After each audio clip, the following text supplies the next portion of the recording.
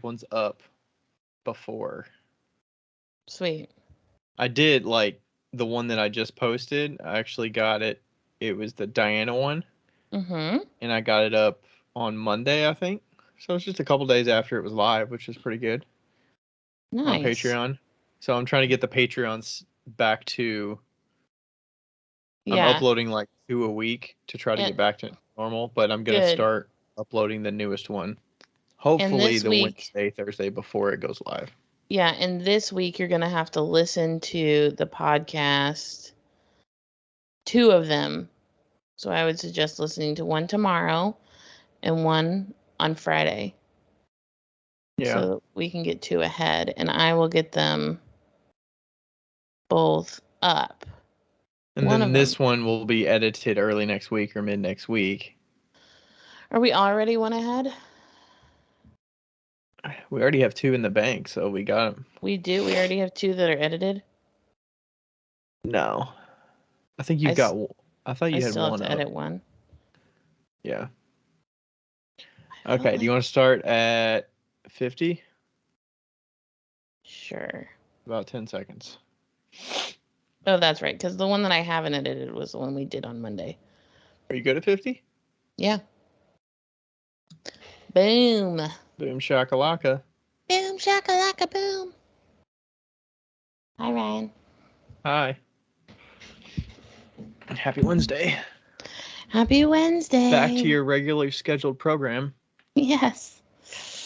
Your regular scheduled program, except for we aren't as excited to see each other today because we've already seen each other this week. Yeah, we saw each other on Monday. Is that Monday? I felt like today was Thursday, but... It was not Thursday. It was Wednesday. Nice. Feels like the week's going by a little slower, which I think is good. I get a little more prepped for my show this weekend. I was doing a lot of... What show do you have this weekend? I'm doing the Woodland Art Fair in Lexington, Kentucky. Nice. So I think this is the 4th year I've done it. Nice. It's been a good show. I think that was before I started doing Berea, that was my best show. That was your best show? Yeah. Yeah, Berea's done well for you. Yeah. And Berea is like 30 minutes south of Lexington. It's like real close to Lexington, 45 minutes south of Lexington. So they're kind of in the same area, like central Kentucky. Yeah. Yeah, I stayed at Bears last time you did Berea, and then came down and saw you. Mm-hmm. And it was like 35 minutes. Yeah, we went to dinner with Bear last year at the Lexington show. Yeah. So I kind of got into it last minute this year. I applied late technically.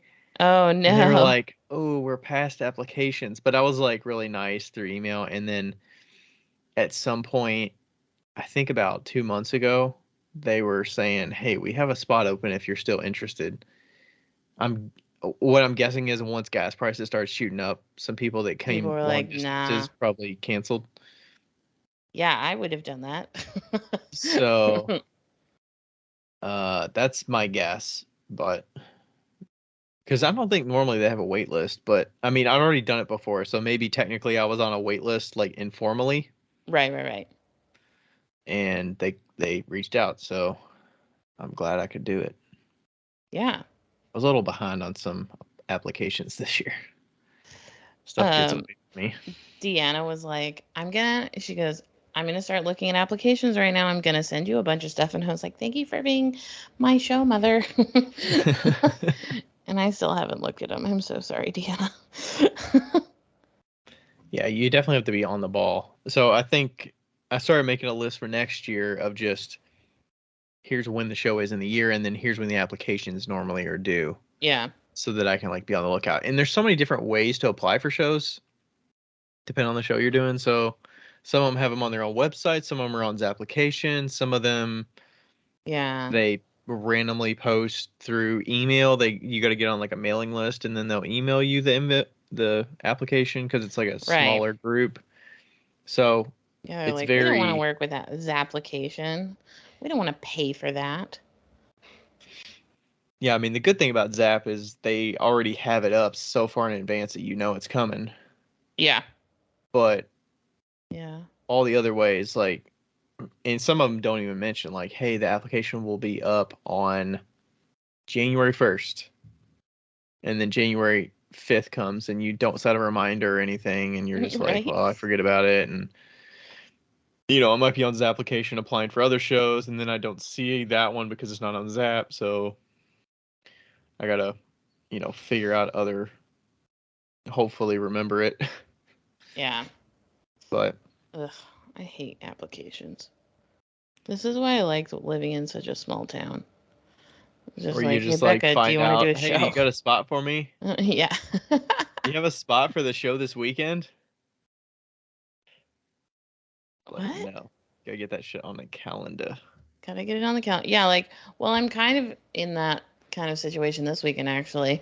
Rebecca, like, sent me a picture of a flyer that was like, hey, we're having a 1 year anniversary party, and all the vendors have it's a free booth fee, you know, no booth fee. And 1 year of having a show? no, I think it's a restaurant or something. I have no idea. Okay. So it's at this place and they've been open a year. So it's like their 1 year anniversary party. Mm-hmm. And so they just were like, hey, vendors are free. We have 10 spots.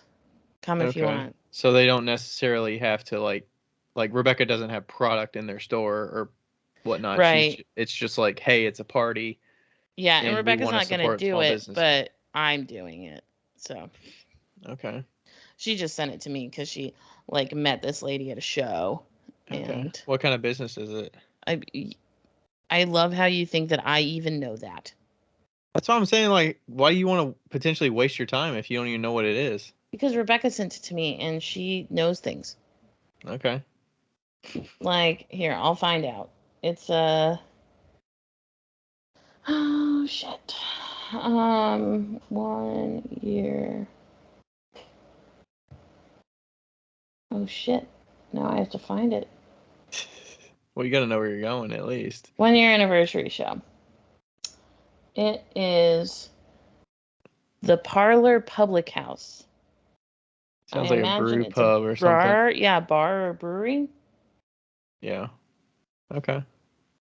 It's not very long. I think it's like 3 or 4 hours yeah, 12 to 4 on a Saturday. on a Saturday. Yeah, that's good. Yeah. That would be kind of low effort. I feel like when those shows start at 11 or 12, I'm like, I can pretty much sleep in. Like, I don't have to get up at the crack of dawn to go set up. And usually Right? a 4 hour show. Like, I'm not gonna bring my whole setup. I'm gonna bring like a table and a half or a table and a mug Yeah. rack or something like I would do for a farmer's market. Yeah, I just have my farmer's market booth set up, so Yeah, it's nothing fancy. easy peasy. Easy peasy, pumpkin Okay. squeezy. So what's new with you? I know you got some new things going on over there. You're I probably have working on some. something right now. I am. That's why I feel like that's why I'm like a little bit disconnected. But I'm gonna be done in like 1, 2, 3, 4, 5, 6, 7, 8 balls. 8 So balls left. 8 balls left. Um, I have decided that I'm gonna do jewelry and I'm gonna do it well and I'm gonna care about it and I'm gonna make my booth all kitschy and so people that walk by are like, wow, look at that. It's so Nice. pretty. Nice. Mm-hmm. This isn't like a Tuesday night keeping you up idea that's going to happen for like a month. It's like No, this is this is like, a medium term plan. yeah, this is a Becca has been thinking about this for 2 months sort of plan. Okay. And I couldn't like I knew that I wanted to do something with potentially with jewelry. Um, for a couple of reasons. One, if I'm going to be traveling more in the future, I want to have something that I can take with me, small footprint. Um, two, I have always wanted to do jewelry since I was in college. Yeah. But like I never had the resources available. Like I've never been in a jewelry class or anything like that. Hmm. Um, and so I've always wanted, and I was going to kind of like get into glass jewelry, me and Krista were working together, but then my carpal tunnel got in the way, and now I can't like do the glass melting or whatever it's called because my hands get all messed up like immediately. And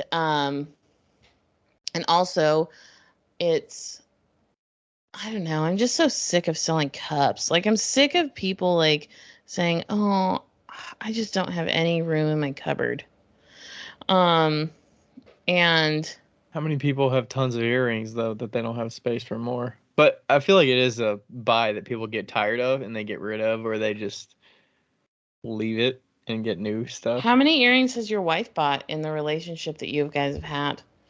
Shit, I don't know. There's a whole rack of like 50 in there. They Exactly. have a pretty small footprint, which is They have a good. small footprint, and they you can sell earrings for $40 and people will buy them. Way And less clay than making a $40 cup. so much less clay. And somebody was I posted a picture of me making these little beads, and it's going to be very simple, just like little tiny clay balls in different colors and like dangled, like those modern lamps that have like the strings and then the big light bulbs hanging down and they kind of like group together. Sort of. So it'll be kind of like that. And well, I sent you a picture so you kind of know what it looks Right. like. But yeah, I don't know. It's the time. It's time. It's time to change. How's the difference in your hands? Because you have to be like very fine tuned with some of that stuff, right? Because It's it's like smaller hand movements, but it's more intricate than Yeah, it's totally clay where different. you. Like obviously it does stretch your hands out, but what my hands have an issue with is a twisting motion, I feel like, as far as like when I'm holding tools and stuff, but I'll still have hand problems, I'm sure. It just won't be as bad. Okay. And I'm not going to be doing a lot of like fine metal working, so that'll be good. But yeah, I'm excited to see. What's really exciting is that I'm going to throw them in the rock tumbler after I get them out of the kiln, smooth them up. I like the process of like Mm-hmm. making them really smooth, and then I'll probably put on like dots of like stroke and coat and stuff, Cool. and Yeah, like I make could it really see like tactile. the bright colored slips, and then you'll. Is that Yeah, what you're gonna do? Are you gonna like mason stain? Mason State clays. Yeah, so I'll just make the little balls with the colored Yeah. clay. And I mean, like I've already made probably like 100 of these little tiny beads, Mm-hmm. um, just today and yesterday. So. Yeah. And I Can wasn't you gonna. use? Can you make slip out of the dark star? Like that would probably look really cool, right? With the I'm specks in sure it. you can. I'm not gonna do slip though. I'm just gonna make clay out of Okay. colors. But if it's Um, colored, how are you gonna color it? with the mason stains, but I'll probably But just you're like just gonna wedge it wedge in. up. Okay. Yeah. I gotcha. Um. Yeah. So yeah, we'll see. I mean, I wasn't gonna make any with just like the regular colored clay. I might coat them in like underglazes and see how they turn out. See like how they Okay. look. Because But I've made the clay with a slip.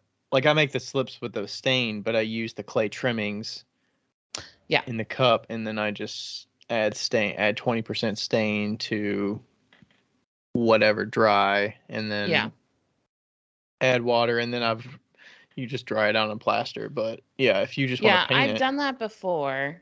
I have done that before. And so, but I think that I'm going to be using such a small amount of clay that I don't think it'll be an issue.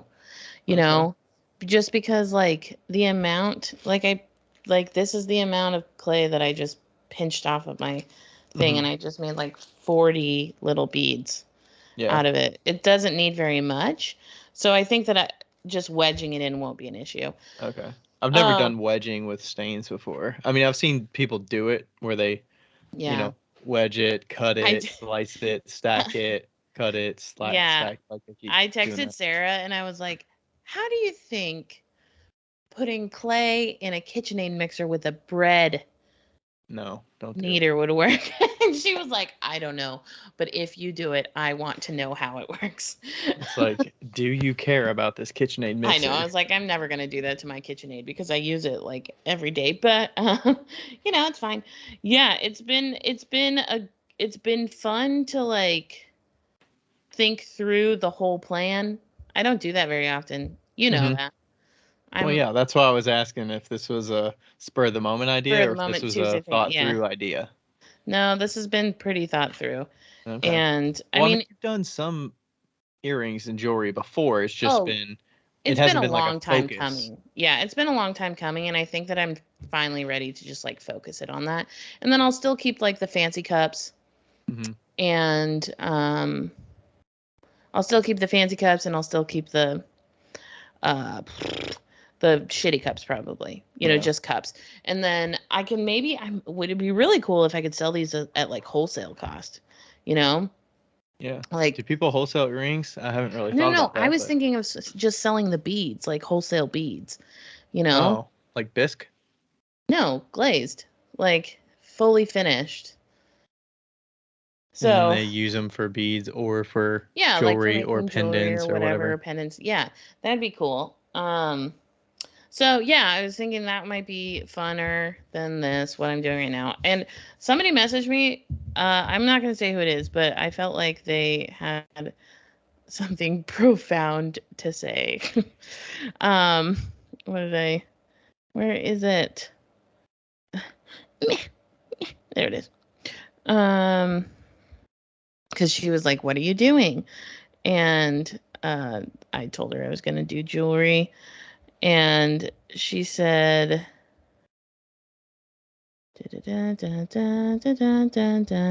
I can't find it. Oh my gosh. Do you think the rock tumbler, if you underglazed them, would it sand them down, like sand down some of the underglaze? Yeah, I think it will. So I have to see how that kind of goes. That's why I guess you'd want to have colored clay instead of. Yeah, exactly. Okay, so this is what she said, and I was like, wow, that's me. She said, I think you haven't loved making pottery for a long time, and despite your excellence in craft, your heart wasn't in it, and maybe that somehow weirdly translate to how you sell. That's only a guess. I think your fancy cups are super cool, but yeah. And but anyway, like I thought I was like, oh yeah, that's true. Like I mean, I feel like you're pretty open about that, though. At least for listeners of this podcast. But like you don't really like recognize it as much when you're just like, I'm just in this. I mean, you do recognize it, but it takes somebody telling you to be like, oh yeah, you're just in this because you're a good worker, and you need to be. Or like it's a way that you can make money, and it's something that you don't have to work as hard as other things to make the same amount of money. Right, and I say that all the time, but it's just like, yeah, I don't know. Yeah. And I listened to your episode with Rebecca. How did you feel? From Maker's Playbook. It was good. It did feel a little abrupt at the end, but. Well, it was abrupt at the end because her mic went out. But it's for people that haven't heard it, it's episode 311 on the Maker's Playbook. I'm sure we'll link to it down below. But yeah, Becca was on it. Yeah, you were chatting about a lot of stuff. Yeah, I feel like you don't hear that perspective from people, and I mean, you hear it on here a lot, just because if they that's listen to you, they know you. But yeah, this whole, I feel like the meat of it was right there in the last 15 minutes. Right at the end. Sure. I wish that we would have gotten that. Like, I wish we could have gotten another hour, for sure. Yeah. Damn it.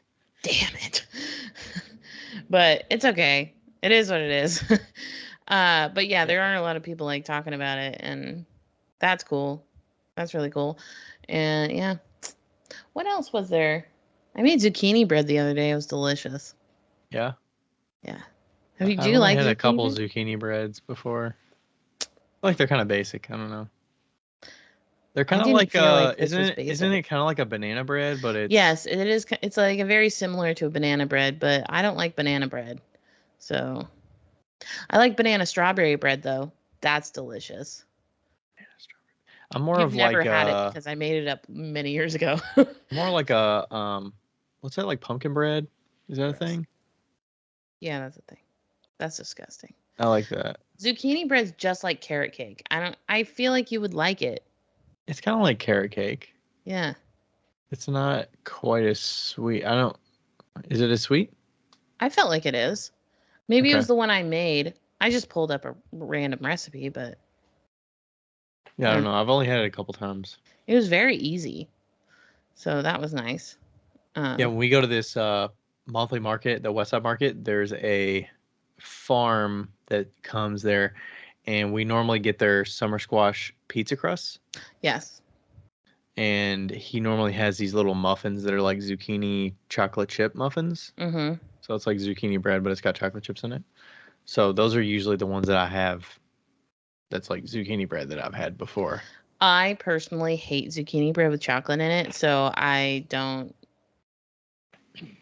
I think They're good. I'm the just whole eating it like he just gives it to me at the show, so I just eat it at the show. And also I think that the bread makes it a lot moister.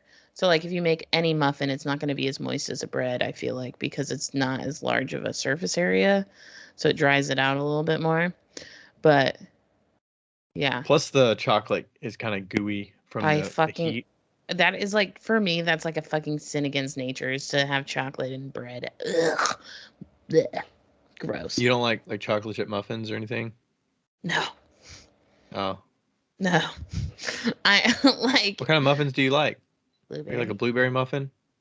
I like poppy seed muffins are my favorite. Just regular poppy seed, not lemon poppy seed. Just regular poppy seed muffins are my absolute favorite. Okay. Yeah. Like a Lane Bennett's? Yeah. Having her poppy seed muffin? Fuck yeah.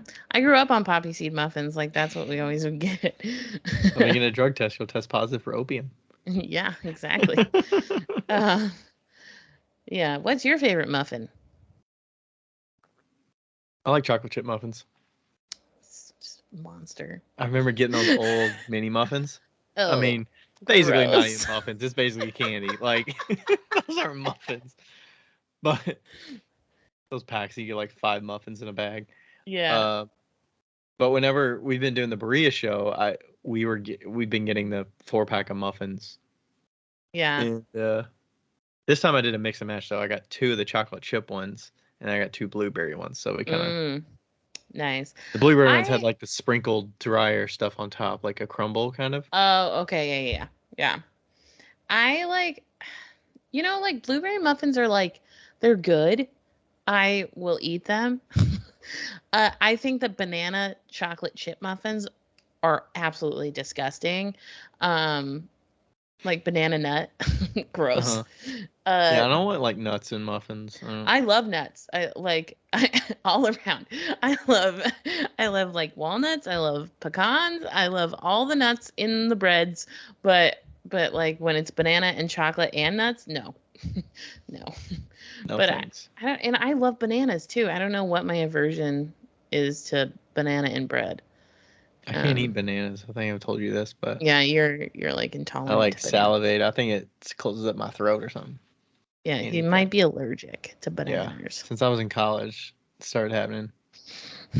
Such a shame. I love bananas just regularly. Rachel eats enough for both of us, so yeah, she likes them like green. I am the opposite. I like them like, super sweet. Like no spots. Oh, I'll take like a spot. No brown spots at all. Way too sweet for her. Yeah, I like them. I like all bananas. Have you ever had a banapple? Brown. No, of course you haven't. Anyway, had a what? A banapple. I don't know what that is. Is that in the shape of a banana, or is it an apple that tastes like a banana? It is a banana that is a hybrid with an apple.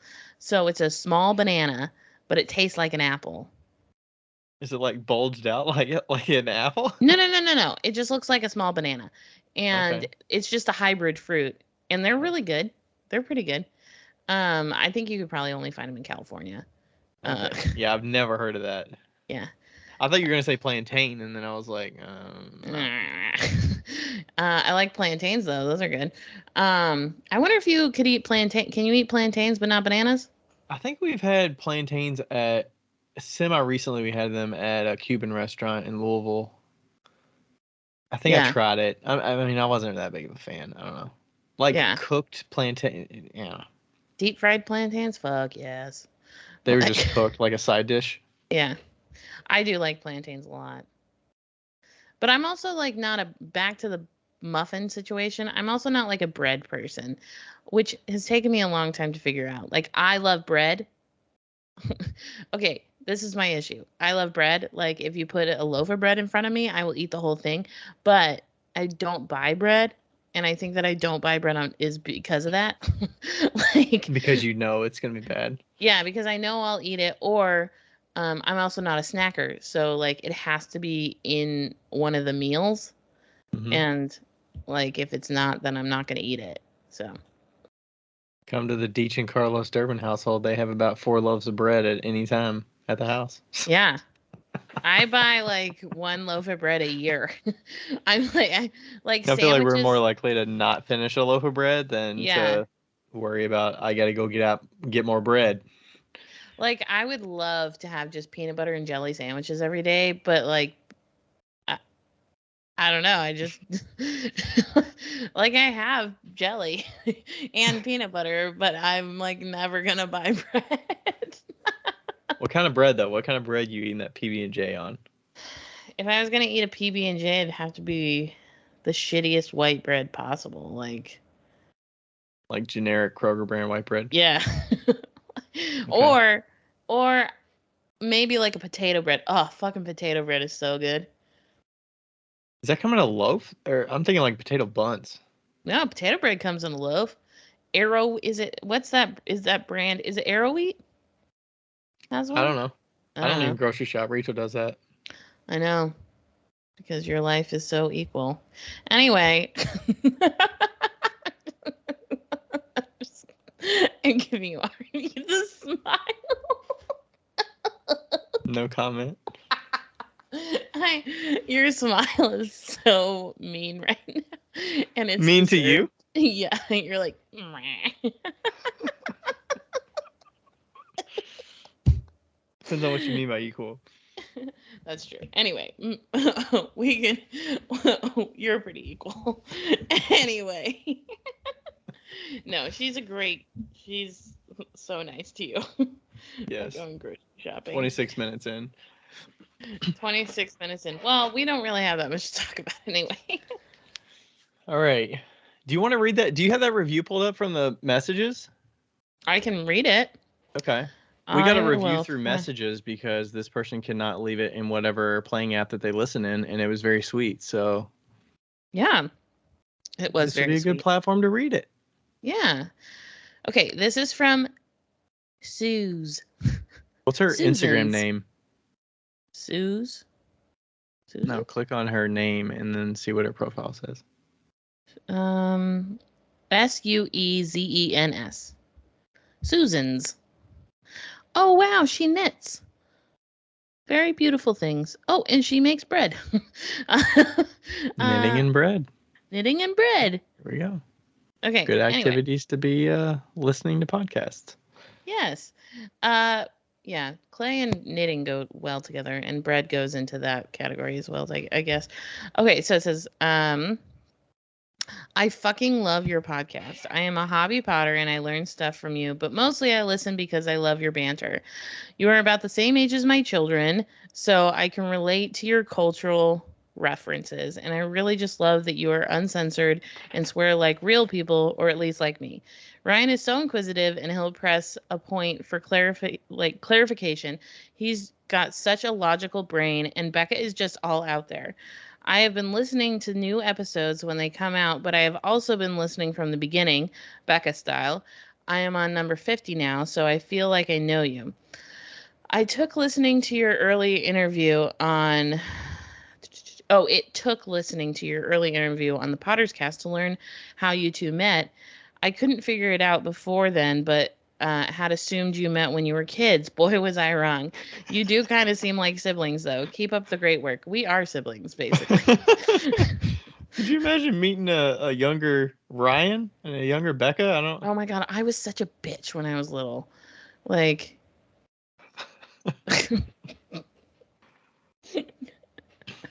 I don't talk to like anybody that I grew up with really, except for I like don't either. one close like we're all family friends and stuff too. But we communicate semi regularly, but I feel like I don't communicate with a lot of people on a regular basis. But we're still friends and see each other. We kind of got that, like, you get that back when you see each other. Yeah. But yeah.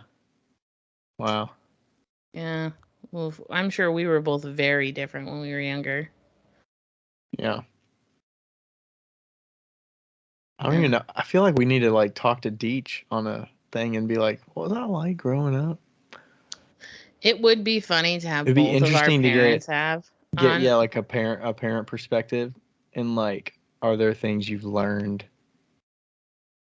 about me, or like I mean, there's how? no way that my mom doesn't know about the podcast now. She follows me on the Instagrams. Yeah. She's told me not to cuss. I mean, it says it on your profile. I know, we've already been there. Like, she like called me the other day and was like, could you please stop cussing? And I was like, sorry, I can't. As your profile says, just being a fucking human in Indianapolis. Yes. Yeah.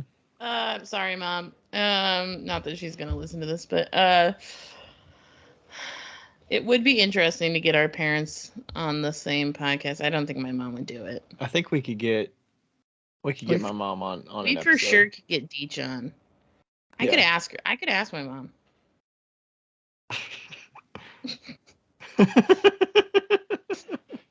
It's a little bit of a disadvantage for her though, because I know Dee would Deech. know what's coming though. I know Deidre and really well, and Yeah, like I've never you guys met are your like, mom. I don't really yeah, know much you guys about are your like my mom. second family, and then my mom hasn't met anybody, so Yeah. that would be awkward, but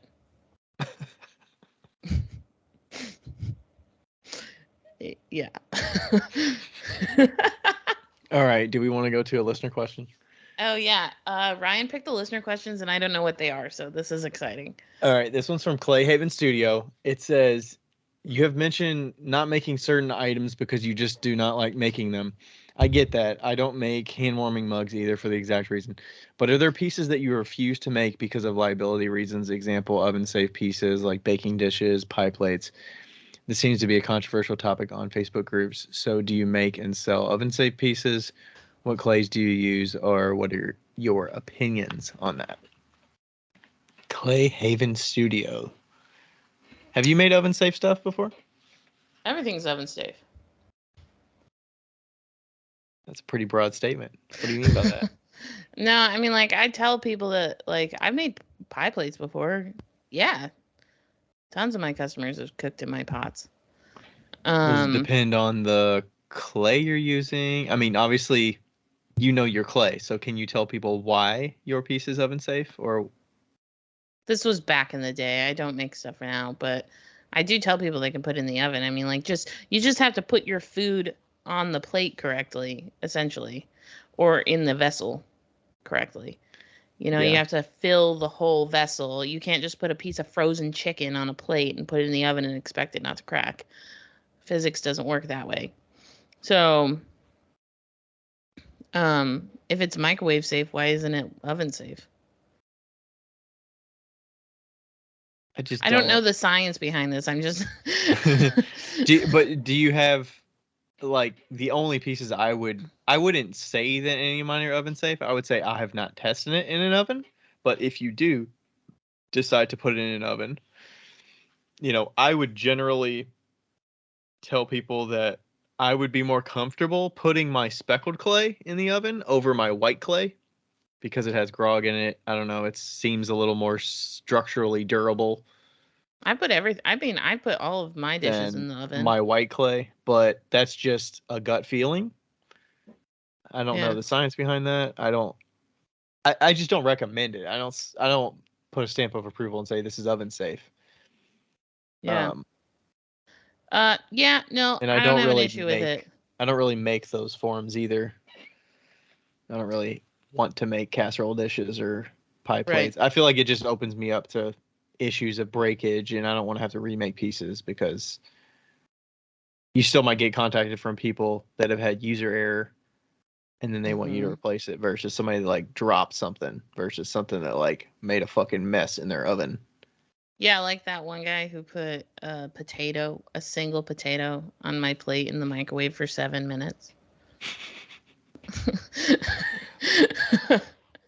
And then it broke, and I was like, you put a single potato on the plate in the microwave for 7 minutes? And he's like, yeah. I'm like, this isn't Tupperware. like all of the heat goes straight to that one point, and it's like, hi. like,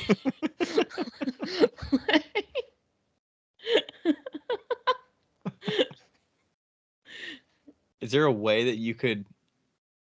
What would you do to make that useful though? How would you do that on a plate?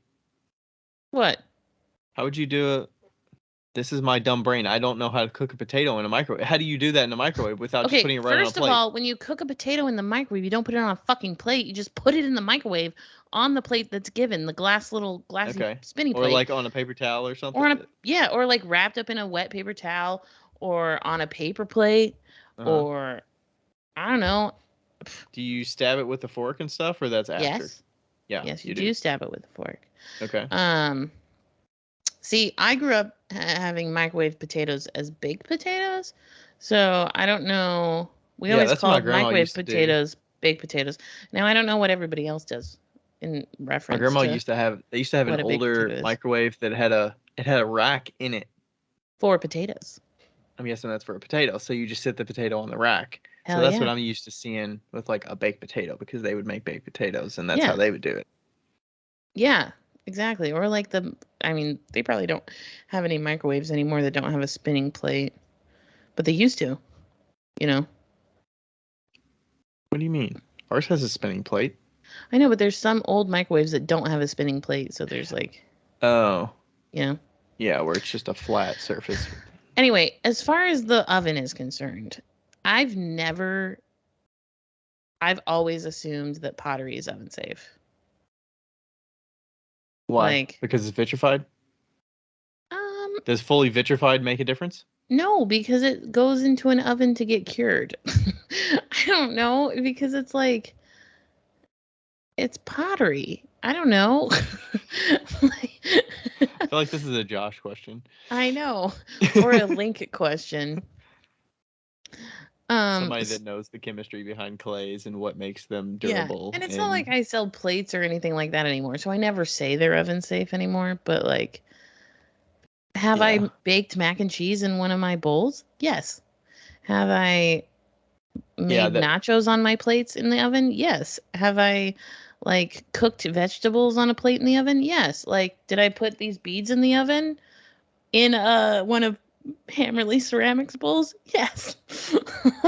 Like, I don't know, I just put shit in the oven all the time. I think the whole rule of thumb is just make sure you warm it up with the oven. That's the only kind of rule of thumb that I've. Or make sure your food's totally like around it, you know?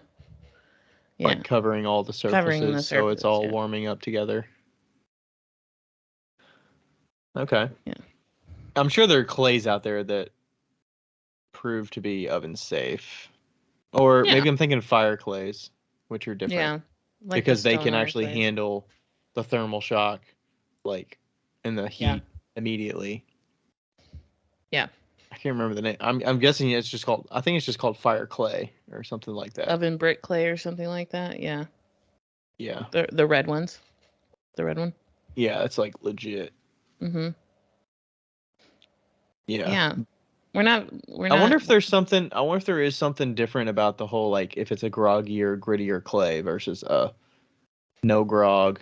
Maybe it's just because I'm used to. Yeah, I don't know. If I have clays break and crack, it's more likely to be the ones with no grog in it. Yeah. Like, I've had plates crack that are just like don't have grog in it, but it's also because it's like thinner, or it might have been not as vitrified or something like. Yeah.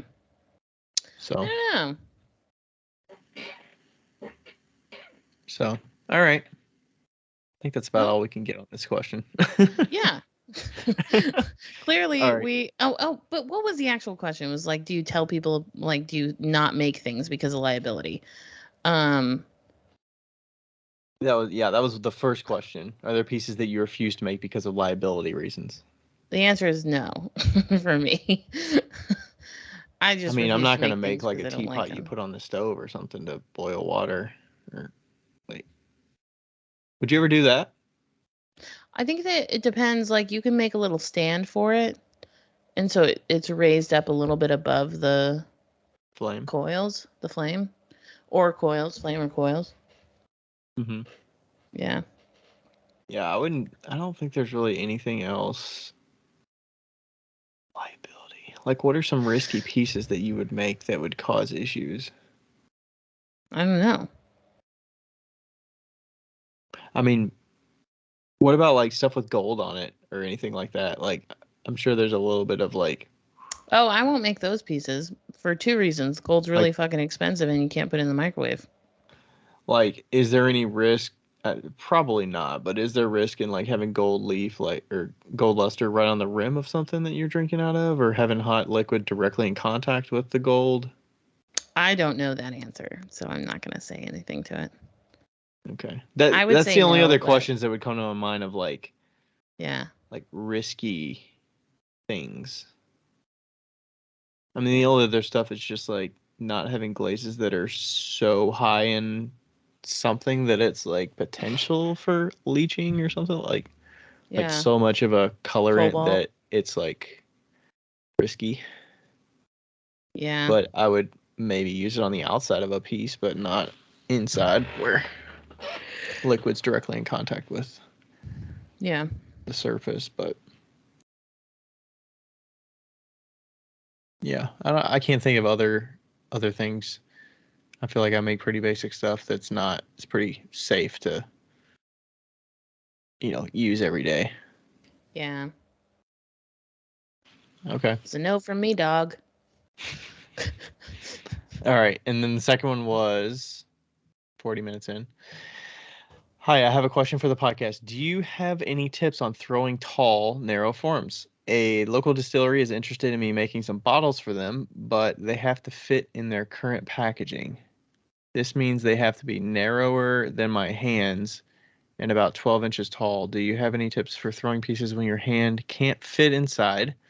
Thanks for your help, Hannah. That is from Reaction Ceramics. 12 inches a foot fucking tall? It sounds like have you seen those like the brewery things, like a Yeah. growler?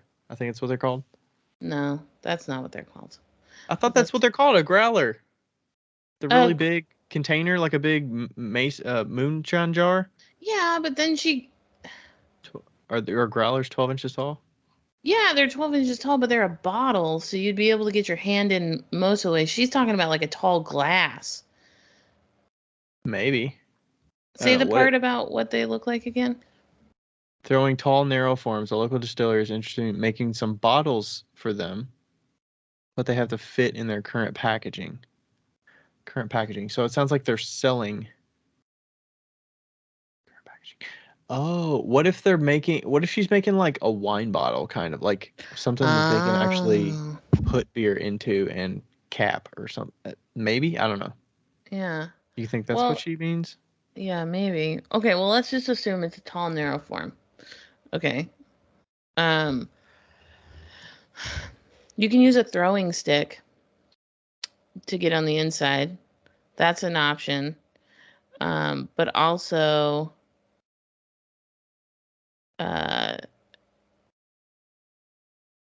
oh, well, when you can't, like, when you're trying to, like, throw something, like, I would throw walls almost to that height and, um, where your hands can fit in, and then collar it all the way up to a point where you can't fit your hands in, to like the right size. If you're just collaring the lid, then that's one thing. But also make sure your starting centered ball is tall, not wide.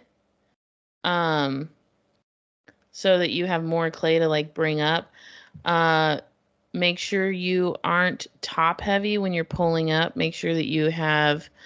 Um, make sure that you're getting as much clay up on your first pull as you can, or not first pull, your second pull as you can. And the way you can do that is by when you're if you have your middle finger on the inside and your middle finger on the outside, you're going to want to maybe move your inside middle finger up maybe 1/2 inch so it gets a little bit more clay oomphed out, and so be more aggressive towards the bottom and then be a little bit less aggressive towards the top, but then throw the top half again just so that you're not as super top heavy. I don't know if all that made sense. I'm kind of like walking through the process. I think she's probably. Yeah, I'm guessing she's probably talking about like a really big beer bottle. Imagine like a 1 liter beer bottle. Yeah. That's what I'm thinking. A 12 inch tall. Yeah. Probably like a tall beer bottle. Yeah, I would make it like my oil bottles. Mm-hmm. I go cylinder. Keep it vertical. Don't have it where it's wider at the top, because you're going to be working against it to collar it in, and make sure you leave enough clay at the top thickness wise so that you're not going to have it folding over itself. Yep. What would you, it looks like she's kind of like, I don't know how long she's been making. I just looked her up. What's the name? Reaction Ceramics. She's in the UK. United Kingdom.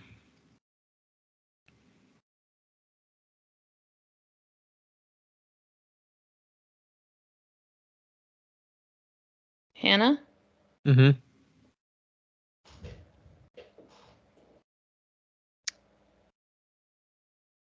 She's throwing some similar pieces, boards of similar pieces. Yeah, I would say my biggest suggestion specifically for this is going to be your poles. Your poles are going to need to be a hell of a lot more aggressive than what you're doing right now. Yeah, what would you say for you personally? How much clay do you think you would need for? Let's just picture it's a 1 liter bottle, 12 inches tall. And a 2 liter is a pop bottle. Yeah, just think of it like a pop. Yeah, like a Like soda the bottle, skinny but pop skinnier. bottles, right? The skinny pop bottles. Yeah. I feel like I would use like 2.5 pounds. That's what I was thinking, like 2.5 pounds to 3 pounds almost. Yeah. 2.5 pounds. I don't know how much 12 it needs inches to hold. is really tall. Like I know that. Maybe like, that's wet though. Maybe it needs to shrink down. But maybe if it's not, you're gonna have to throw it even taller than that. You're gonna have to throw it 13 inches tall, and that's really fucking tall. Like, I almost feel like it'd be easier. What if you made them in 2 pieces? You made a tall cylinder and then you just made the top and you joined it. and you joined it. I wonder if that would be. That would kind of look cool too. So you made it in 2 pieces with the kind of like you made a funnel for the top, and then you joined it with a tall cylinder. Yeah, like there's no question. Like, we could do it, right? We could actually do it, but like also I think that the like 12 inches is really tall for how skinny that is. Like, that's what, 4 inches wide and 12 inches tall. Like, that ratio is 3 to 1 as far as the width to the height. Yeah, and I think the stability is just going to be really hard. I think it would be hard for me to throw. Yeah. To get it that tall. You could barely get your hand. I could barely get my hand in maybe by the time it gets to where it needs to be. And I don't want it. I would like to be able to get my hand all the way down into it. That might help not throwing the very top, but keeping it a consistent thickness and whatnot, or fairly thick, consistent, because it's like, I don't know, that'd be tough. Now I want to throw one. Now I just want to just see try like what would it take to throw a 12-inch cylinder, or like an actual bottle? The bottle, like the whole bottle. It'd be interesting, like, see how much clay it would work with. And yeah, I feel like if I made a set of them, I would probably do them in 2 pieces like that. I feel like that would be the safest route. that would certainly be the easiest route, I feel like. Especially for somebody who's not like extra experienced, you know? Yeah. I I feel like that would don't be think way you get easier your to, money's worth for sure. because let's say you mess something up partway through. I mean, you need that clay to get to the height you need to get to. So, Yeah. and then the top needs to measure a certain diameter and it has to look good, but you have to get so much perfect up until you start coloring in the top, and then you can start coloring in and fuck it up. Mm-hmm. That sounds I make huge. these cups for Gravesco that are 3.5 inches wide and 7 inches tall. What is I think that, there's like a? It 7. sounds like a little pitcher. Is that like a pitcher that you make cocktails with or something? No, it's a cup. It's a tumbler. And they're 3.5 wet and 7 tall, I think, wet. Or 7.5 tall, wet. And it took me a long fucking time just to get used to that form. Just at 7 inches tall. And I think it's a pound and 2.75, maybe? Wow. Yeah. Yeah, that's a good challenge. Like, I threw them for the longest time and they bellied out way too much. I feel bad about those, but they like bellied out way too much. And then I finally got it down where it was straight. It was mostly like the communication. I'm not really good at communicating or receiving communication sometimes, um, but yeah, 2 parts. Do it in 2 parts. Yeah. If I'm making a batch of them, that's what I would do for sure. Okay. Good. I'm glad I didn't ask you these beforehand. I know. Get a little off the cuff, Becca here. All right. So those were our questions today. Do you want to introduce what we're talking about since I read both of the questions and I got it on the list, or do you not I see forgot what we're talking about. it? Do you want to send it to me really quick, or is it on the top of our notes? It's on the top of the listener questions. Okay, I'm getting there. I mean, it's very general, but Which one is it? it's at the very top. Right underneath the check boxes. Oh, our question is. See, it was not at the very It's a top. It topic. was the third one down. Whatever.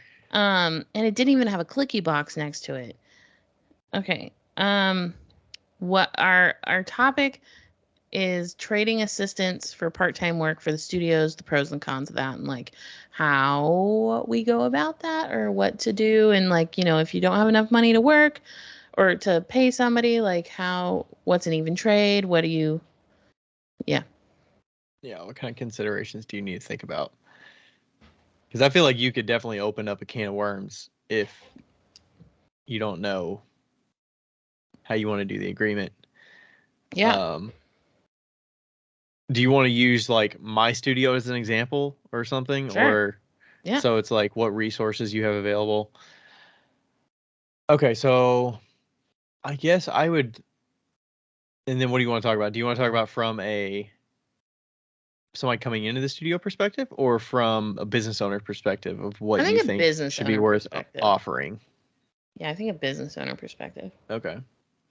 So yeah, generally I would say you're offering your equipment, Yep. your And kilns, what equipment? Yeah, okay. Your kilns, slab rollers if you have them. yeah, your wheels, your Wheels, clay, maybe you have them pay for clay if you need to, but we can talk about that. clay, glazes, Glazes maybe. and tools. They can bring their own tools. Yeah, okay. They can I buy their mean, own tools. depending on if you have stuff around the studio or if they have their Yeah. own or whatever. I'm a really big fan of people owning their own tools. And then just like, general other studio access, like maybe time in the studio and like sync and whatnot. Yep. Yeah. I would just say all the basics that you would need that you don't have to have for your own personal studio. Yes. Outside of, so it's basically trading all of your equipment in exchange for help in your own process. So I guess it's like, how would you, what's the best way to structure it? so that there's a sense of equality with work for access? Well, I think the way I used to do it was, you know, it cost a certain amount of dollars a month for a studio fee, essentially, with no help from me. So for me, it was cheap. It was like $100 a month for a member, or maybe it was 150. I can't remember. Okay, so we're talking studio membership. Right. Okay, but like, stay with me. Okay. Okay. So you have to like I would say calculate what you think it would be worth for somebody to come in and use your studio. Okay. Calculate the cost of what you think it would be worth, and then calculate the hourly rate of what you would probably pay somebody. So like, Mm-hmm. I'm gonna pay somebody, let's say $15 an hour. Okay. Because Okay. we're real nice. And and I think 15 is good anyway because you're trading. But so then you would be like, okay, it costs $150 a month for studio time versus uh $15 an hour. So you have 10 hours of studio time essentially, or 10 hours of work time. So 10 hours of studio time. or Okay. not even 10 hours of studio time. I would just say 10 hours of work time. You're saying Okay. that's what would break you even, basically. Yeah, that's what I would feel like is acceptable to me. I'm like, okay, cool. Work for me for 10 hours a month and you can use the studio as much as you want. And does that include clay, or is that a separate No, line that does item not that? include clay. Okay. Yeah, It's that's a just separate line. access to the equipment and glaze Yeah, and everything like that. with around the parameters of having boundaries, like Time boundaries of time boundaries. Yeah. here we need to agree on the days that you can come, maybe limited at 2 days a week or something like that, or Yeah, exactly. And like I probably wouldn't be upset if they like used it to their fullest. Um would it differ if it was your home? I don't know. I feel like it would. Because it's Yeah. like, do you want them working at your home? It depends on what kind of situation you have. Do you have a detached garage where they just need access to the Right, garage? where they just like go to the garage, or it's Or like are they yours where you have to literally in like your go house? down through the basement. Yeah, I mean, like I think 10 for 10 would be good too. Like if you're like, hey, you can work 10 hours here, Yeah. and then that encourages them too to be like, oh, well, maybe I should get my own wheel in my apartment or in my house, and then just like, Or work more for more hours. yeah. Okay. How much does Erica work She a week? works 4 hours, 2 days a week. So 8 hours a week, Okay. 32 hours a month. I mean, 10 hours a month is not really that much. No, it's not. It's not, I mean, it depends on what kind of level you're at with your making process and your production, but Yeah. I feel like that's a starting level.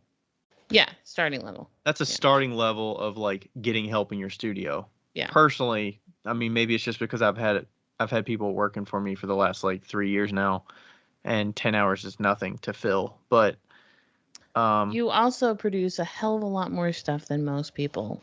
okay, that's true. Like, But I mean, just think of like, could you think of even if they came for 2 hours, like an hour at a time, or two, let's just say 2 hours. Maybe they work in the studio for 2 hours and then they work for an hour for you. Like, I feel like anybody that's in the studio making for their like making money as a business can find an hour of work for somebody else to do. yeah. I'm pretty lenient on studio time, honestly, but that's because it was in my studio, not in my house. So I think that you bring up a very good point in that. Yeah, I think scheduling would be a big thing. Mm-hmm. Um Obviously depending on your studio size, shelving and like access to your equipment could be a thing. Like you might not be able to physically work in the same space at the same exact time Yeah. because of access to tools and equipment and stuff. So, I don't know. Do you try to say like, okay, you're going to be in the studio Wednesday night from 4 to 6? so that you're not in the studio from 4 to 6, and maybe that's when you go exercise or go eat dinner, Right. or you do some emails or some computer work so that you're not in the physical space at the same time. Which could be a really good boundary, honestly. Like if you're like, hey, you can do this and it like makes you get out of the studio, that might actually be very good for some people Hmm.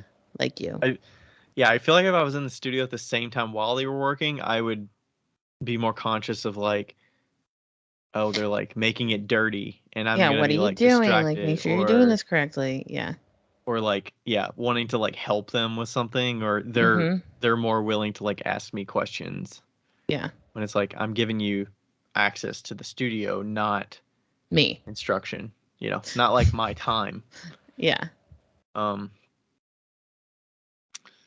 but yeah, yeah, I just feel like it could, depending on the situation, like and I don't think you necessarily need like I mean, maybe like a loose contract would be nice to have some kind of Yeah. agreement.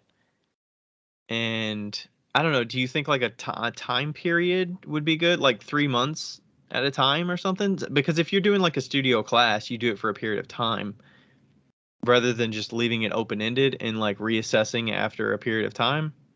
I think 3 months is good to have like a reassessment and like an evaluation Yeah. almost. Just like get together and be like have lunch and be like, okay, how's it working out for you? What do you feel like? You know? Yeah. Because I feel like in that situation, you have to kind of make it make it equal for both parties so that it's like I'm Yeah. getting what I expect out of you as well as you're getting what you expect out of me, and not like over like if they really love it, right, they could be in the studio longer and be Mhm. producing more stuff, which could take kiln space away from you, or So in that point, I wonder if like then you figure out in your contract if you are going to be producing a full kiln load, then maybe a little something extra. I mean, I feel like that's where you price the clay. I think they buy the Yeah. clay and you price the clay appropriately so that if they're Yeah. producing more, then they will be It doesn't matter. paying Yeah. for it with the clay price. Yeah, that's a good idea. Like you don't price, like Baker Hunt doesn't price their clay at retail, or like Right. No. let's say they buy it in bulk, so it's at a discount. Let's say I buy clay and it's discounted all the way down to like $18 a box, but it would retail for $24 a box. Right. You wouldn't necessarily charge a studio assistant 24, maybe you charge them 28. So you're Yeah. making a few bucks on the glazes and the firing or something. And then the time to reclaim, if they produce reclaim and they put it in your reclaim, you still have to spend extra time reclaiming clay Yeah. potentially. Um yeah, so those are some of the, I guess that price would help you make some more money back. Like you Mhm. would make a little bit of money on the clay to help make up for some of the extra work of, and then like, do you load their pieces in the kiln? Do you Right. stuff like, or is it okay? We're doing a kiln load this day. I think Can you that get my all depends pieces on in? how new the kiln is. It's like I wouldn't want somebody to load the kiln if they were like newish and my kiln cost me $4,000. Like, no thanks. Sorry, bro. Like, no, no, no. I'm thinking like a bisque kiln or something. Like, Okay. yeah, like I choose the firing schedule because it's my kiln. Um, and we kind of choose based on. I mean, I would only load it based on when I would be normally doing a kiln load, anyways. Right. Maybe they load it, you start it. That's what I would do.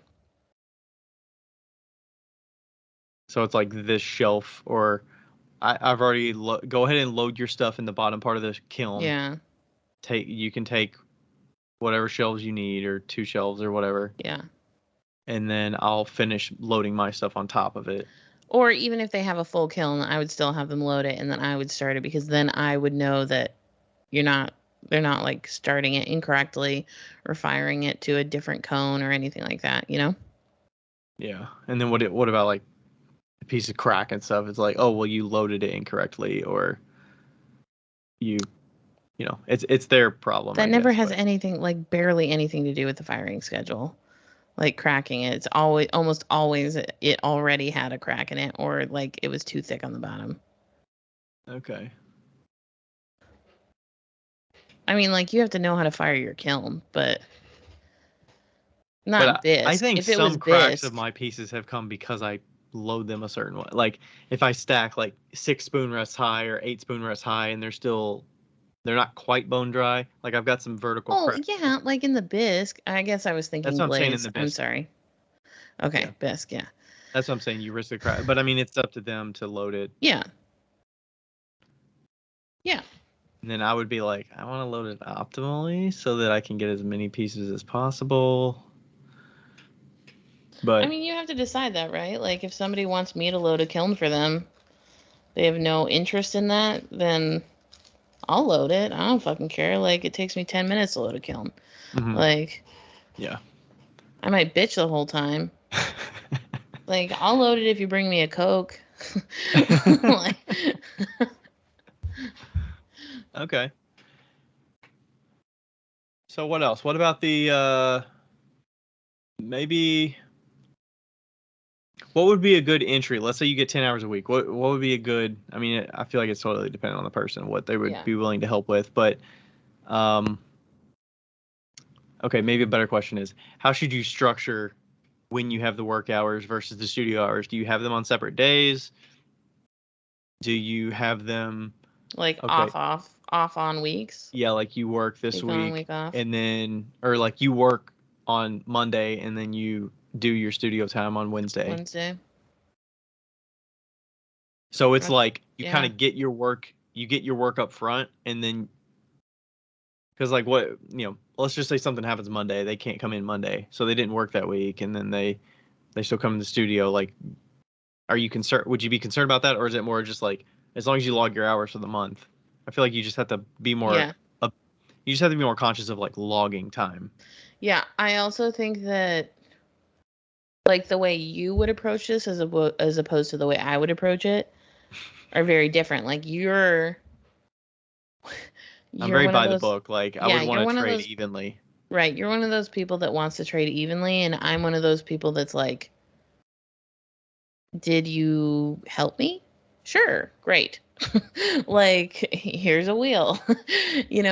Like, Yeah. I would want some sense of numbers behind did you help me? Like right. I think that versus that's like does it feel like you helped me, but I don't even yeah, remember like, what you did 3 weeks ago? Like yeah, I think that, like, I guess for me, okay, let's say we did it where it was like work on Monday, play on Wednesday, right?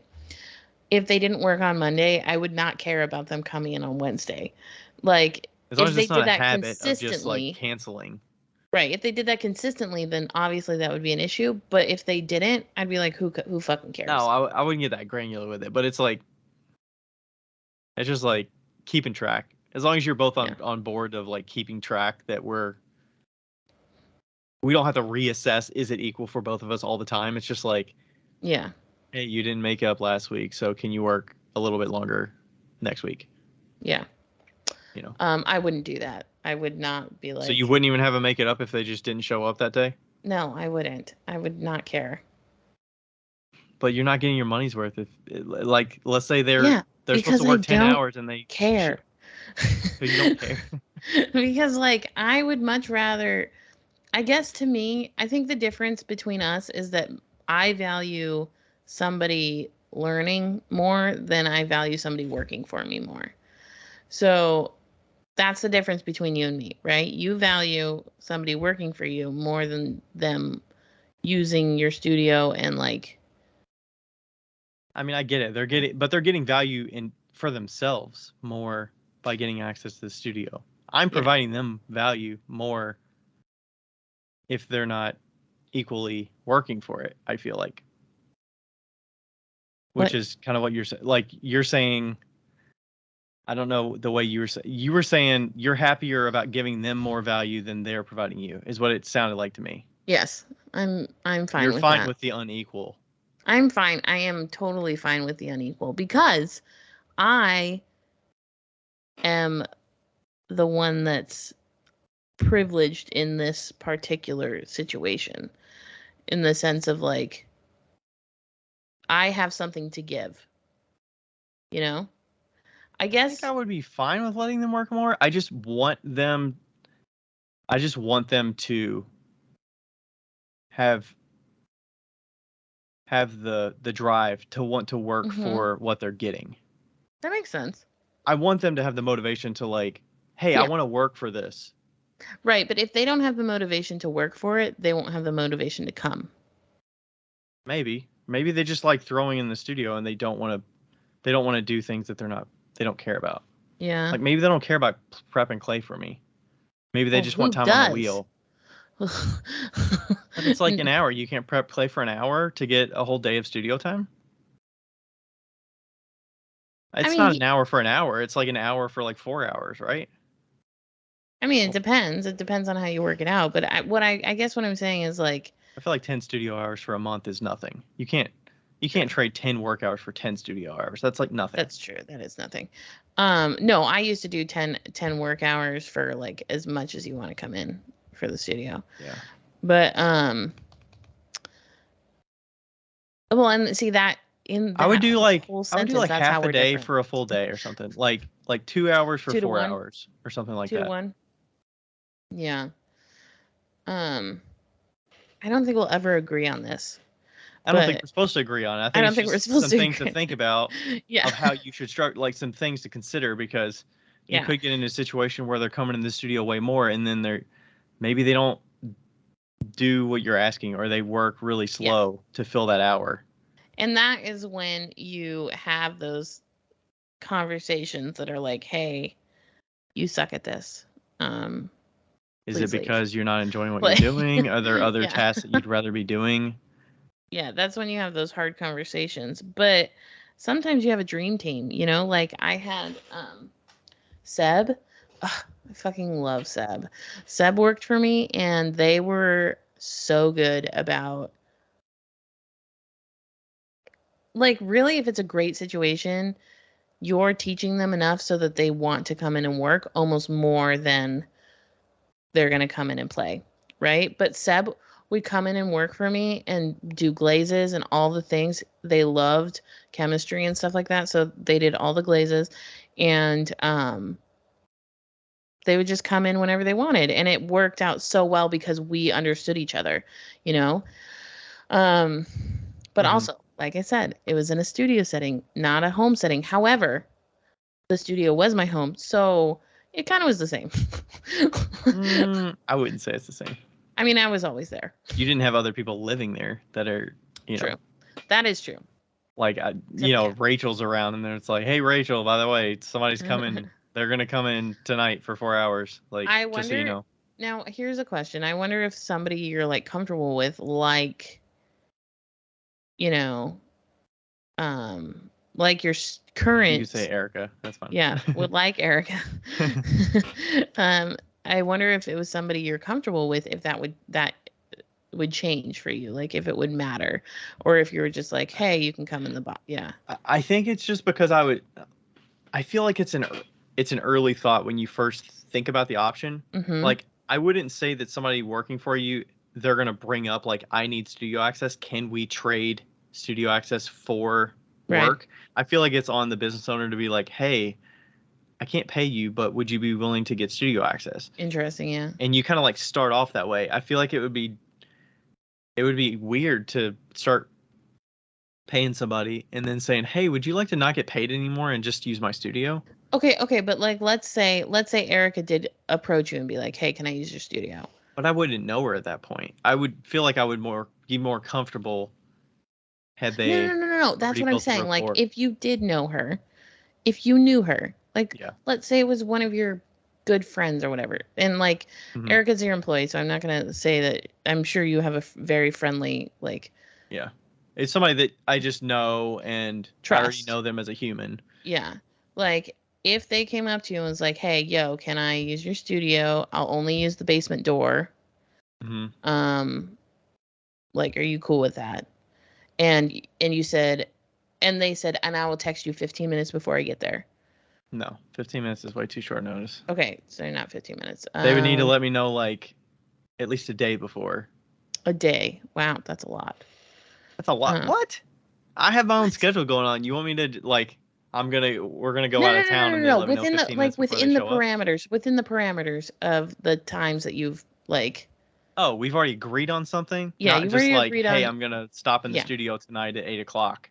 No, no, no. Yeah, like you've agreed on like time frames, Oh, but okay. they were like, "Hey, I'm going to like 15 minutes before I arrive. Within those time frames, I'll say, hey, I'm coming.' Oh, Like, yeah, that's fine. yeah, that's fine, right? For them I to would be just fine walk with in. that, but yeah, I would want to, as long as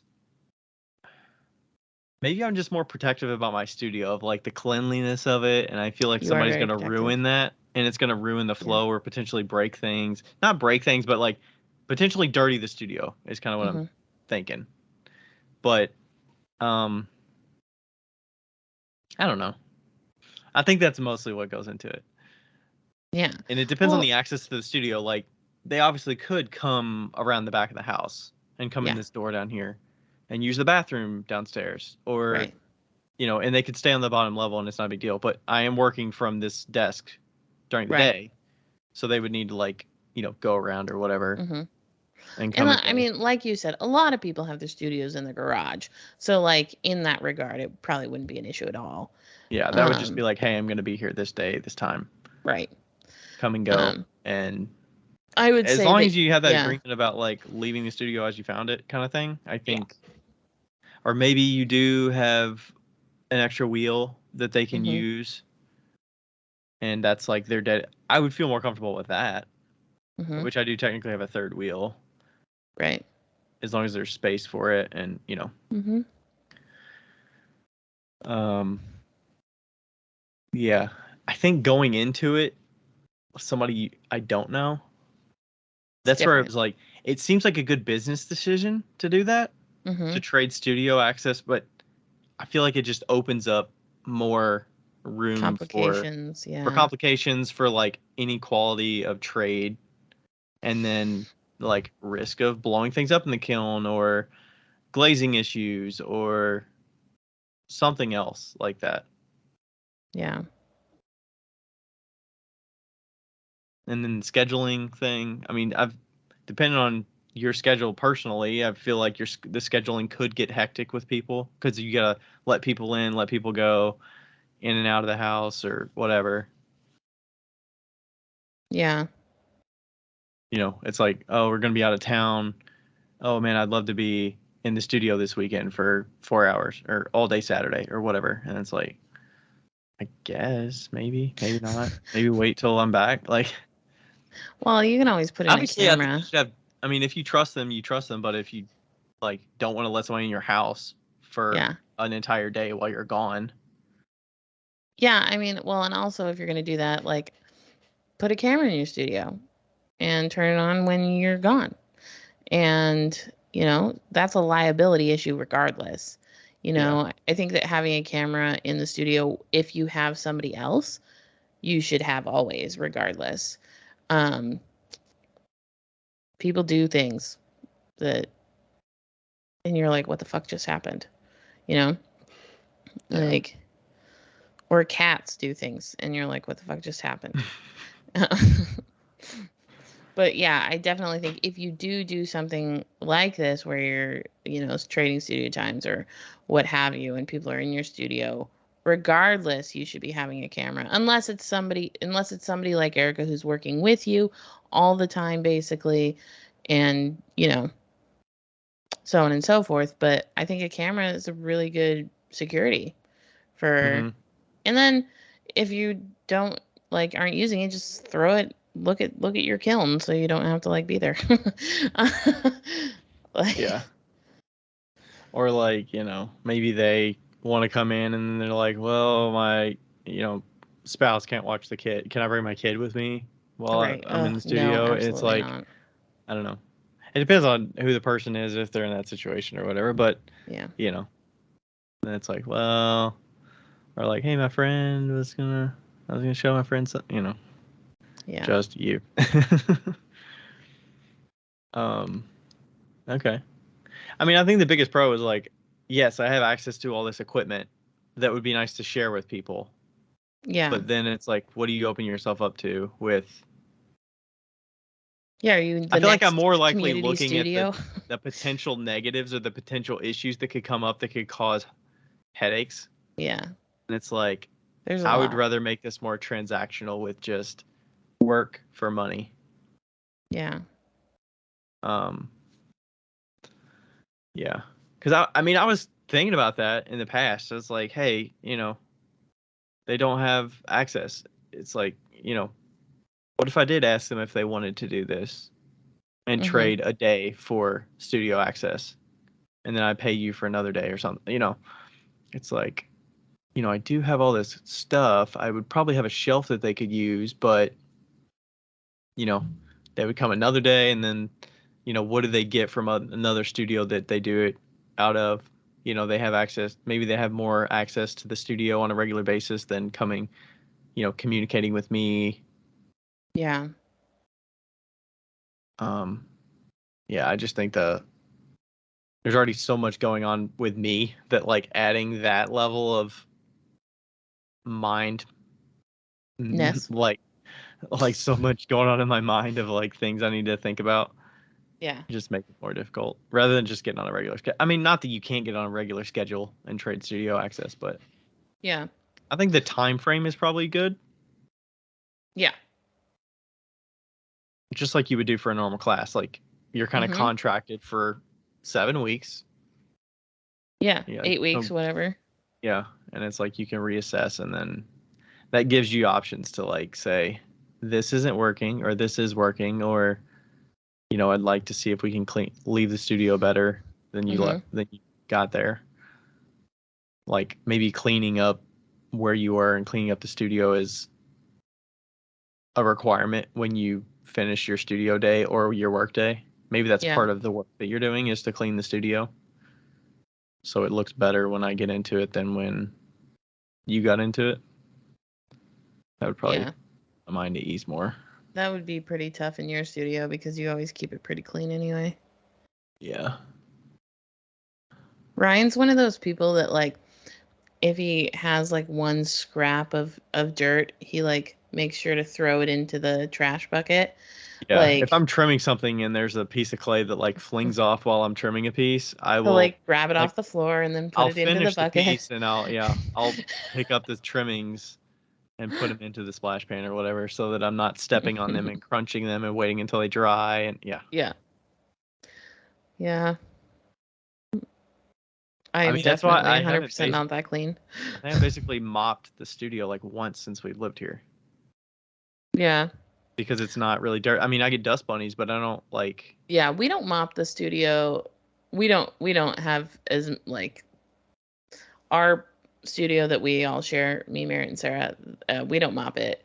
The only dirt, like I sweep pretty. I swear to God, if anybody messages us about silicosis, I'm gonna fucking kill them. Um, I get the clay that is dropped on the floor off of the floor in a safe manner. Um, it's not when like you're it taking is, a sweeper and you're freaking flinging that bitch yeah, I'm across the not room. flinging it, but Pip's hair goes fucking everywhere. Pip is Sarah's dog, and Y'all she have is fans going or anything? Is that why the hair is just all no, over? Pip just goes everywhere. It's Oh, like, okay. like there's just I could Pip see hair that. everywhere. So it's like whatever. But we keep a fairly clean studio, which Plus, is nice. your floor's not concrete. It's not. It's like a No, tile vinyl or something, isn't it? yeah, it's annoying. Which I feel like that's easier to clean, right? The vinyl. Yeah, I mean, it's yeah, probably hard to see some dirt and stuff because it's like a cream color, isn't it? yeah. And like I make sure that there's something on the wall so that if like I don't clean what's on the wall, but I make sure that there's a shower curtain, like a dollar store shower curtain on the wall, so that because I don't have a splash pan, so that the splashes go to the shower curtain and not the wall. Mm-hmm. um, that's very important. Uh, and I don't really clean that off because if I did, it'd just be like, but Mm-hmm. of dry clay scraps. Yeah. What But about okay, here's another follow-up question. Okay, what if you did, and this kind of goes to the timing thing, but what if you were like, hey, the winter is my biggest making session because I'm making work for the spring. Maybe you just do like a 5-month contract of, hey, we're going to share studio access and you're going to help me get my production up. I just got a whole bunch of money from the winter, and maybe that's where you decide on, okay, I need help for 5 months. Yeah. We can either do studio access, this structure, or I can pay you $15 an hour. Right. Which will estimate to about 4 hours a week or whatever. Yeah. And then you give the option to them to say like, hey, here's the options. Yeah, I mean, that's an option. I mean, like, Seb came to me and asked me to work for studio time. Like, okay. Yeah. Because they were already in the area, they already knew about your studio? Were they a student? No, they had just gotten out of college and they like came to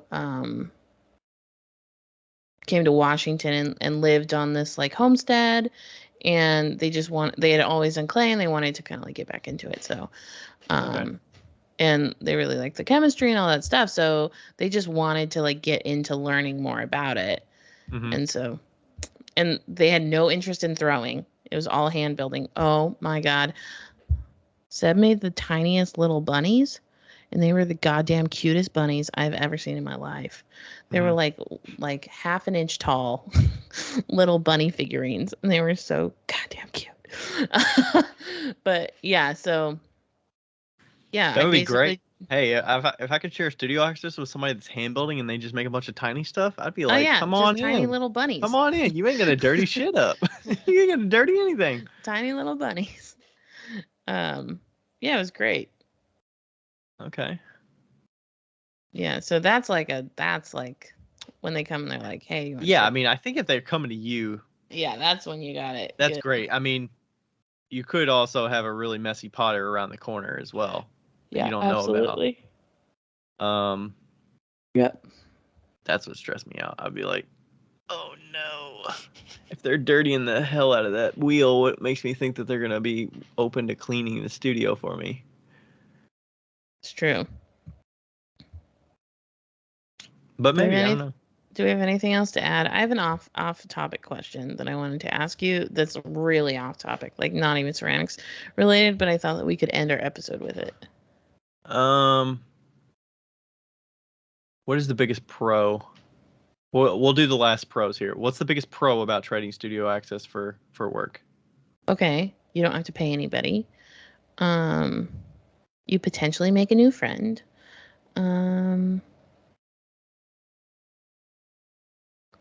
You get your clay weighed out.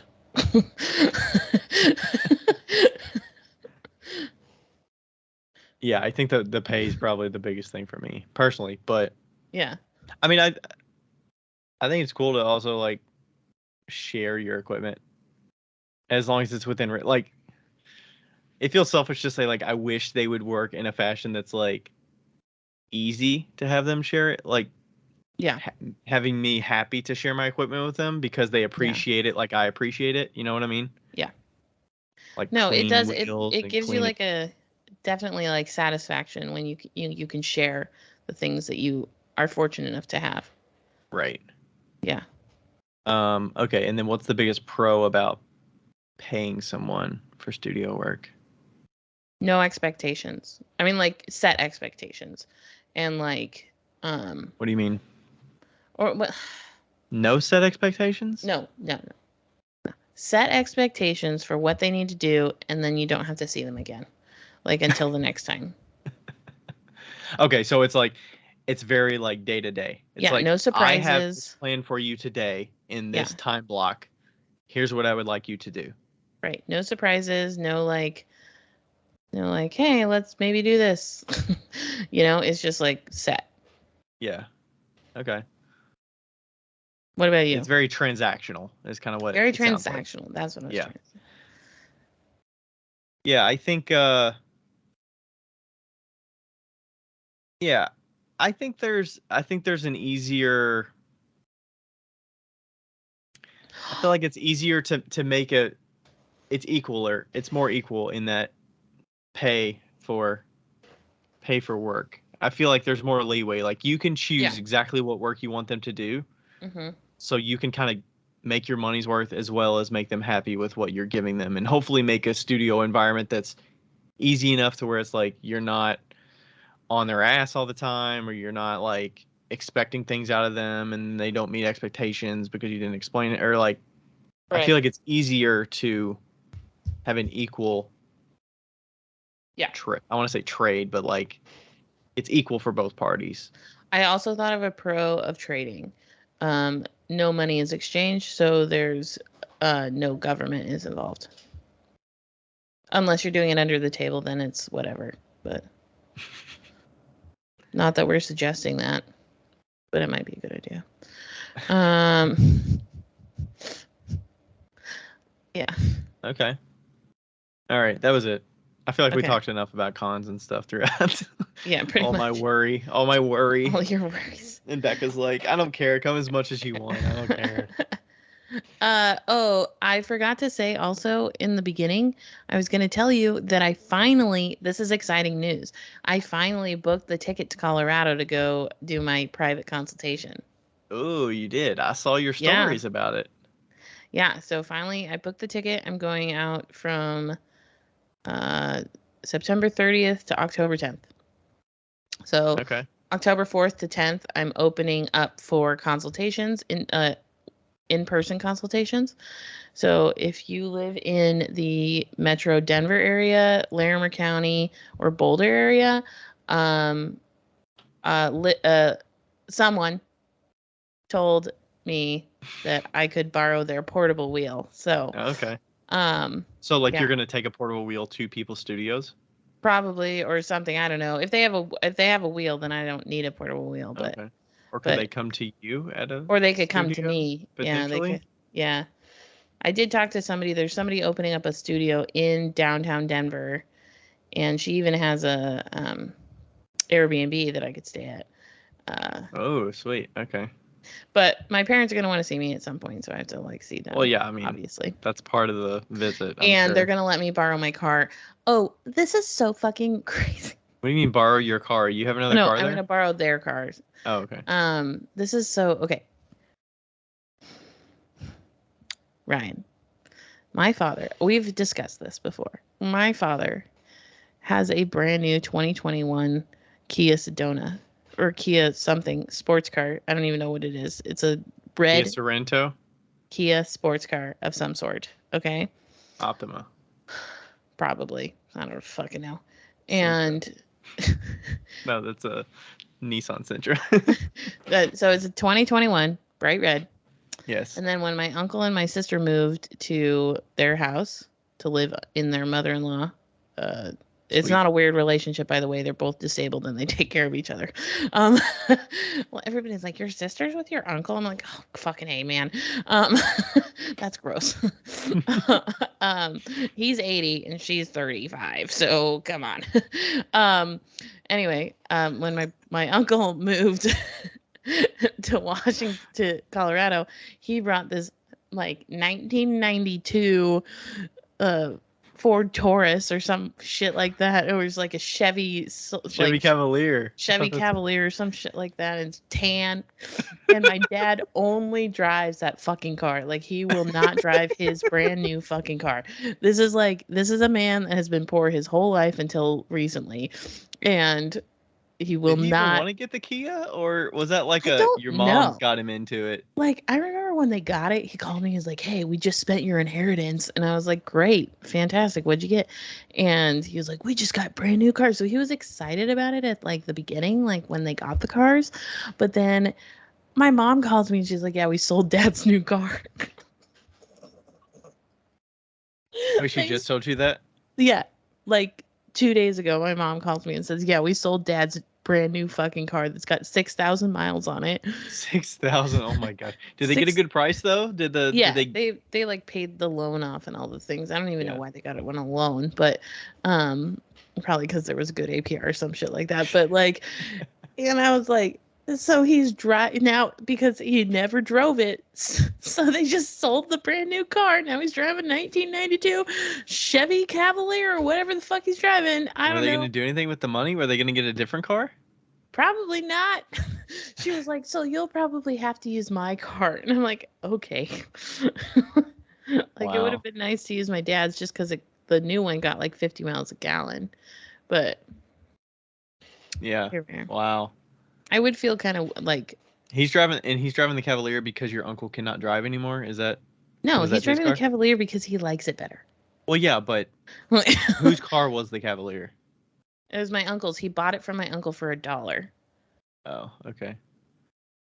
Yeah. He's probably like, I'm coasting on money right now.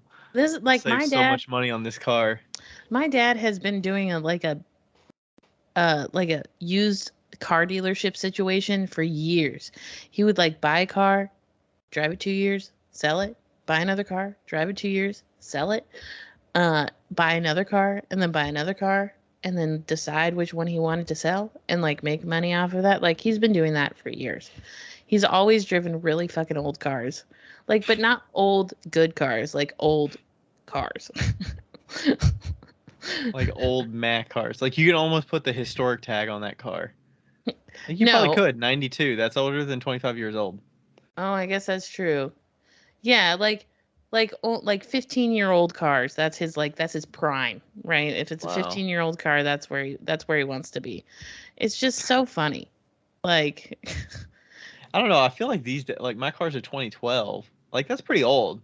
But I and feel it like it's doesn't harder seem to like it's distinguish like mid 2000s and like newer. I feel like I agree. it's a little more of a gray area. Like, you can't tell as much. Yeah, like Maybe my it's just I'm car's not into cars as much nowadays, but No, I think you're right. My car's a 2014, and it looks like the brand new Subarus. Like, it looks pretty much the same. I think they're just running out of ideas. They're just upgrading the tech inside it, and that's mostly it.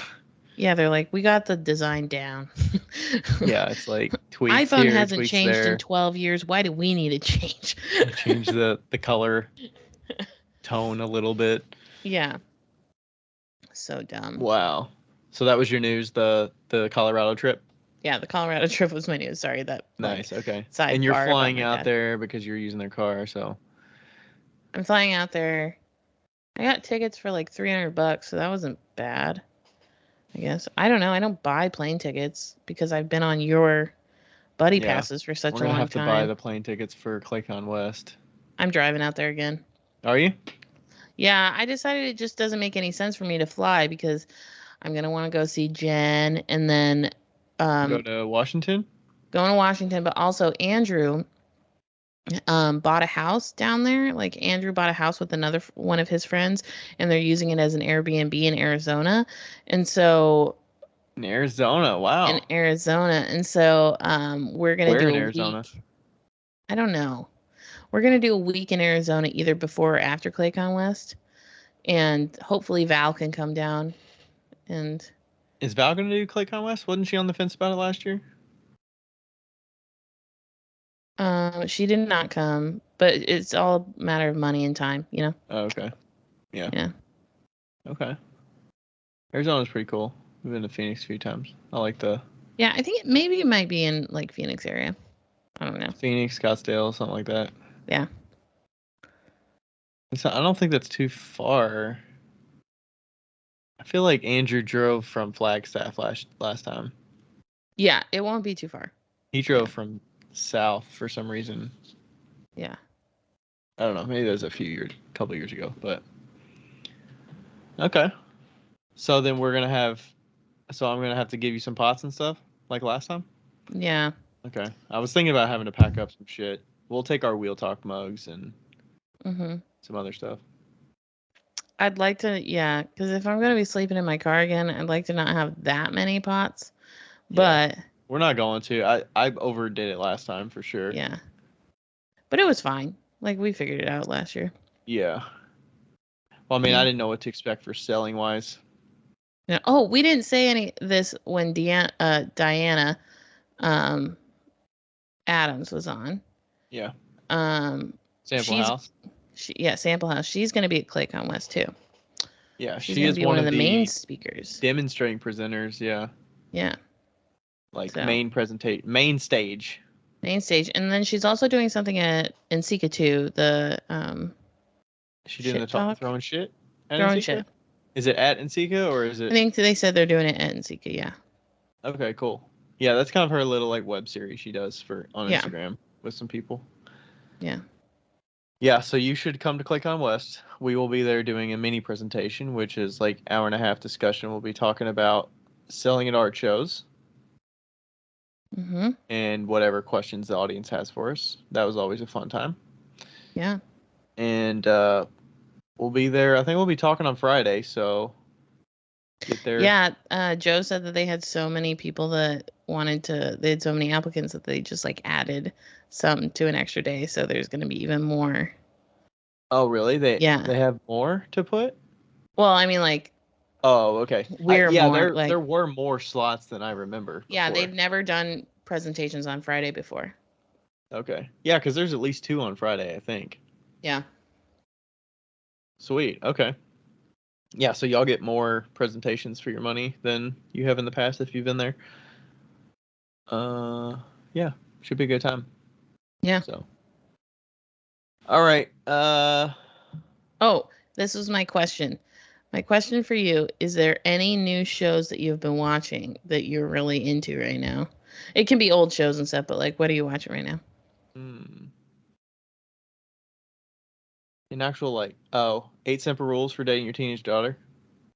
Oh, That's what you're watching? that's Rachel and I's like dinner show that we watch. Nice. I think there's only 2 seasons or 3 seasons or something. I think John Ritter died in season 2. Like literally died during season 2. Mm. We just started season 2, so yeah, I would say that's my show. What show are you watching? Well, I've been on Star Trek for quite some time. I think I'm in season 3. Still rocking it out, huh? I'm in the Next Generation. Now with Picard. Picard, and look, okay. yeah, I'm looking at Picard this. a last name? Yeah, Captain Picard? Jean-Luc Picard. Okay. I'm in season 3, episode 26. Wow. But I've heard good things about Murder in the Building or something. Ghost is on. Ooh, Ghost is on Paramount. I fucking love Ghost. Also, did I tell you that Whoopi Goldberg is in Star Trek? Yeah, you said that with Okay. Diana. Yeah, I've mainly been watching a bunch of like comedy stand up, specials. Yeah. I'm about to the second season of this thing just came out and I'm about to watch this.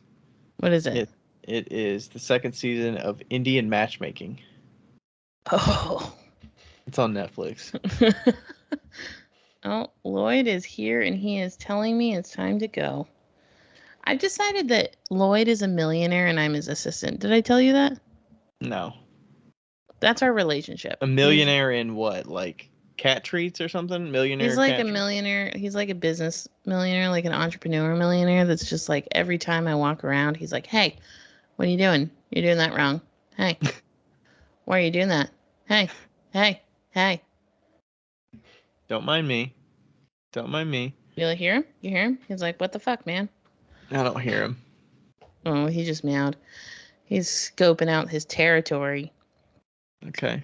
I've also been digging into a little bit of the old Disney movies. I watched Brink the other day. Oh my god, Brink! I fucking loved Brink. that movie. I was so man that sweet spot of that like period of my childhood was like right when I was like doing rollerblading and bike perfect. riding and like BMX was big and skateboarding. Yeah. Fucking loved it. Are you gonna watch Air Bud? Is Air Bud on there? Is Air Bud Disney? I don't think Air Bud. Or is it Nickelodeon or what was it? No, it's not Nickelodeon. I don't think Air Bud's on there. I looked through every single movie on there and put as many of them on my list as possible, I think. Yeah. So I don't think Air Bud is. Now I'm looking on my IMDb. I mean, I watched Air Bud semi recently, so Air Bud's all right. Kind of holds up. Air Bud. Let's see. I fucking loved Brink though. That was such a good movie. Um, doesn't even say. It doesn't say who it's made by. I don't think it's on there though. It's crazy the other ones that they have like I watched Golden Receiver, World Pup, Seventh Inning Fetch, Spikes Back, Airbud Spikes Back. Jeez. Okay. Yeah, some of the yeah. Is there a movie that you watched when you were a kid and you were like you watch it again many years later and you're like, How? ooh. Like what? I don't know. Man, there's some movies that just do not hold up. I mean, some of these Disney movies are a little cringe. It's like, how would I like this movie? But yeah, there's definitely some out there.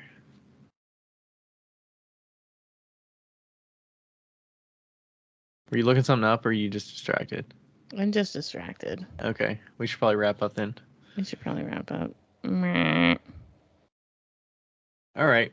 Thanks everybody for listening. Yeah. Thanks. Go visit Becca if you're in Colorado. Yeah. Do they have a special booking on your website for that trip?